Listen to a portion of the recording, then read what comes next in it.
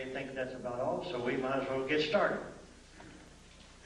Robin Quayle and I last year about this time, and Sherry McCord sitting over here, with three of us brought Bill in last February, had a real good turnout, and we decided to do it again this year.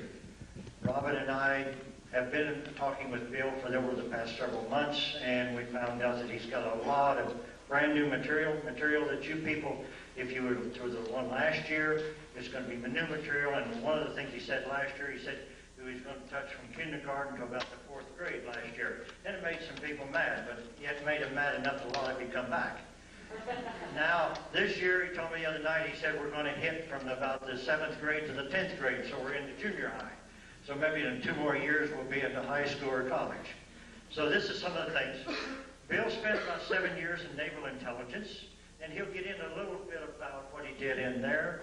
And then he spent the last 17 years putting together what he is going to share with us this afternoon. At this time, I'd like to introduce Bill Cooper. Bill?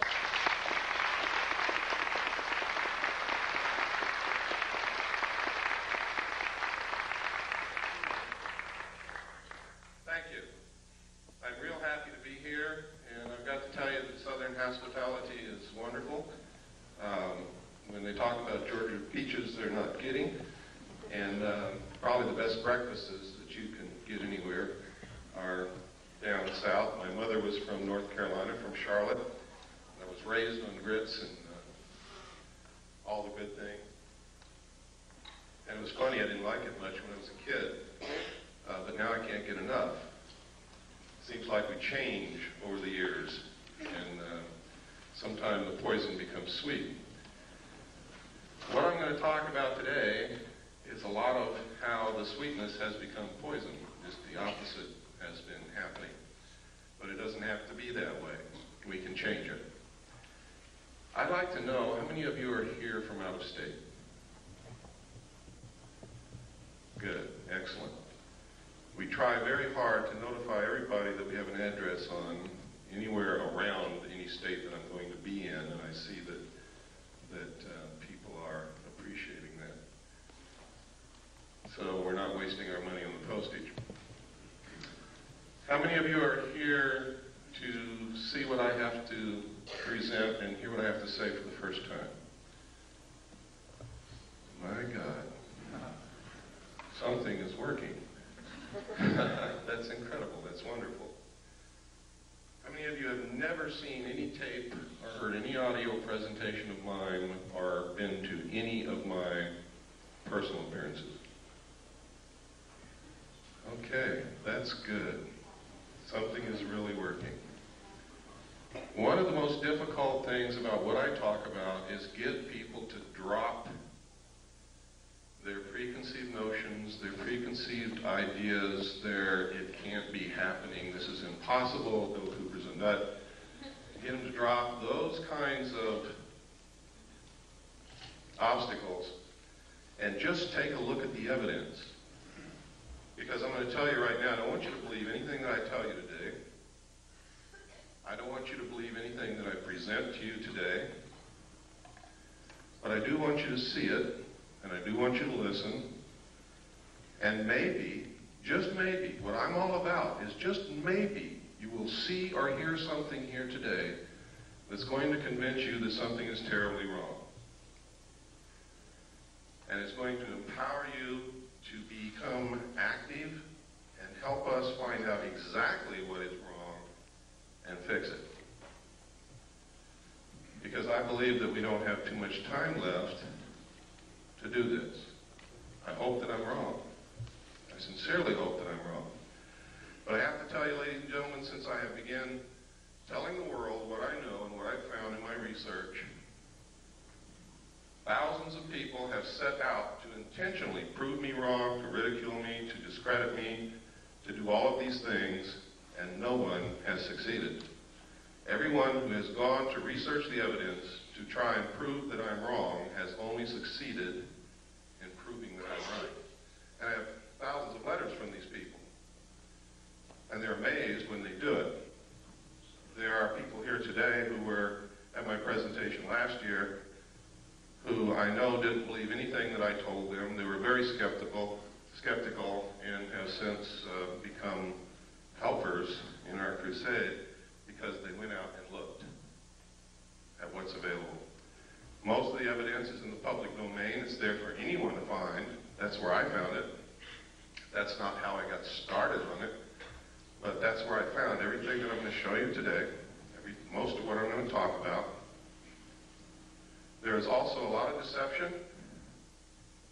There is layer and layer upon layer upon layer of misinformation, disinformation, just plain old ordinary bullshit, and a lot of other things to get in your way.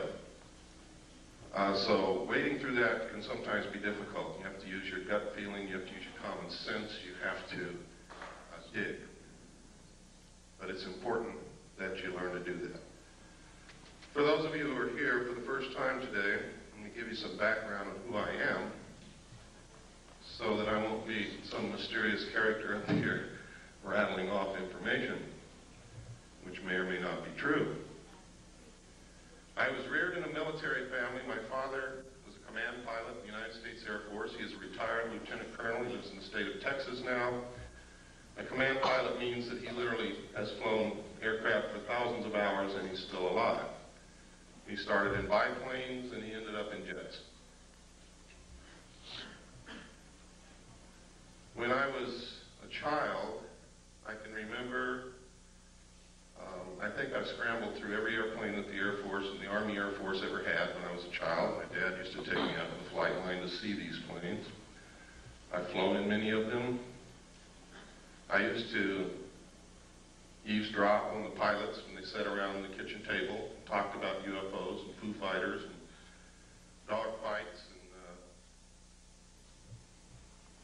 and things that went wrong with their airplanes and everything that you can think of, until they would get sick of me and my brother and sister and send us out in the yard to play. And then we would play what we heard. When I left home, also I was reared all over the world. We lived on Air Force bases in foreign countries. When I left home, I went into the Air Force. I was in the Strategic Air Command. I worked on B-52 bombers, KC-135 refueling aircraft, and Minuteman missiles as an aircraft and missile hydraulic technician.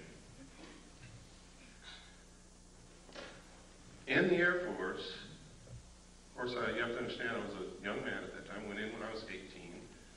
I spent 4 years in. I got out when I was 22.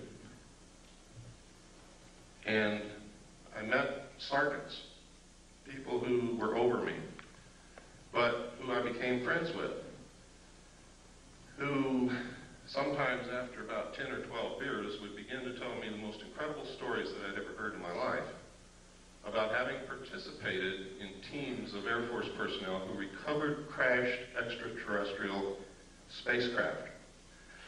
Now, you got to understand, if they'd already had 10 or 12 beers, so had I. That's the first thing you've got to know.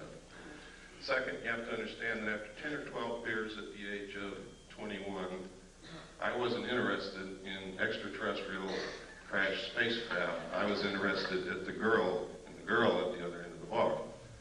So I didn't pay too much attention to all of this, and you could never get these guys to talk about it when they were sober, and you still can't today. And in fact, today it's much more difficult because they have means that they have perfected of mind control and memory erasure, to where now some people who work in very top secret projects don't even know what they work on. They know that they go to work in the morning, they get off of work and go home, they don't remember anything that they did all day. The technology for this is well documented, it's in the public domain also, and it's one way that they've figured out how to keep projects secret. If you don't believe that the military can keep things secret, consider this. You just recently heard of the stealth fighter for the first time. This is 1991. I think the first mention of it publicly was in 1990. Did anyone hear of the stealth fighter before 1990? What year did you hear it? Early 80s. Early 80s? Would anybody like to venture a guess on when the first flight of the stealth fighter took place?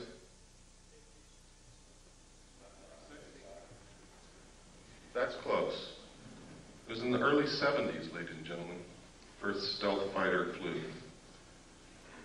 So that's pretty good secret keeping. They can and do keep secrets for many, many, many years, and nobody knows about it. Now, I can tell you this for sure. If they have revealed publicly the existence of the stealth fighter, they have something else that's secret that makes that look like a Tinker Toy. That's the way these things go. When I left the Air Force, I went into the United States Navy. I had originally wanted to go into the Navy. I love the ocean. I love ships. I love the water. I was a wonderful swimmer. I only had one problem. I got terribly seasick when I just looked at a boat. So that's why I really went into the Air Force.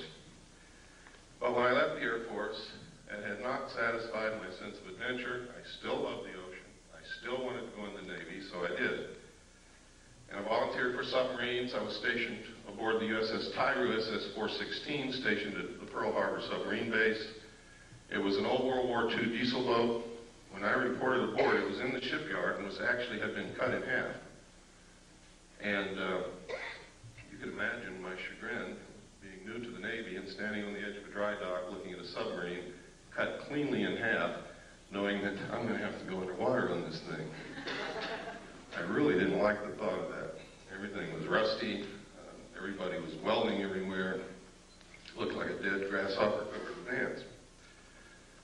Well, what they did was they inserted a 12-foot section, which became a pretty sophisticated sonar facility, compartment, and put 3 domes on the deck so that we could triangulate targets. And when this was done, we could actually compete with some of the best nuclear submarines in being able to track and kill a target. In fact, I remember thinking at times how easy it was to detect submarines and keep them from getting near an aircraft carrier, and then becoming a crew member on this submarine and surfacing within 100 yards of a carrier, not having been detected until we broke water. Now, to me, that was incredible, because that meant that that carrier was dead. I mean, if it had been wartime, we could have sunk that carrier very easily. I was acquainted with the state-of-the-art of aircraft technology.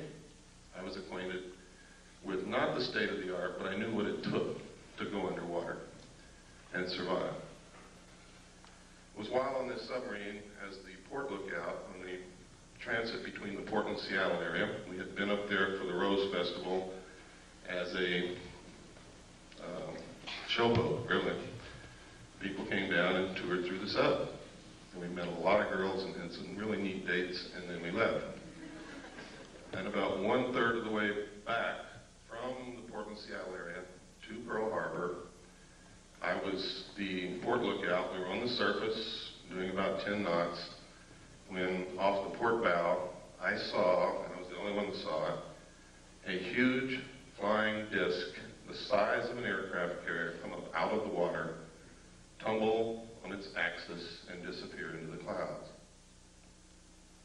Well, needless to say, I was stunned, literally speechless. I started to say something, but couldn't talk. Nobody else had seen it, and I knew that they weren't about to believe what I had seen if I told them. And it scared me a little bit too, because I had never believed in these things, even though I had heard stories about them all my life. And I didn't see your little run-of-the-mill 30-foot flying saucer. I saw something as big as an aircraft carrier. But I had a duty to report this because it could have meant a danger to the vessel. My duty was to the vessel and to the crew. But I wasn't about to tell the officer of the deck that I'd seen the flying saucer. So I told him, his name was Ensign Ball, I told him that I had seen something off the port bow at a relative bearing of approximately 15 degrees. Would he help me find it because I've lost it? And you work that way on the bridge of a ship. You work as a team. Everybody helps everybody else out. Since the lookout can't leave his station